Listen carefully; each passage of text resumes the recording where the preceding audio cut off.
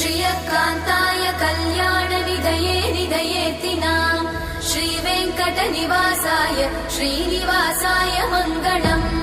लक्ष्मी सविभ्रमालोकसुभ्रूविभ्रमचक्षुषे चक्षुषे सर्वलोकानां वेङ्कटेशाय मङ्गलम्। श्रीवेङ्कटाद्रिशृङ्गाग्रमङ्गलाभरणाङ्गये मङ्गलानां निवासाय श्रीनिवासाय मङ्गलम्। सर्वावयव सौन्दर्य सम्पदा सर्वचेतसां सदा सम्मोहनायास्तु वेङ्कटेशाय मङ्गलम्।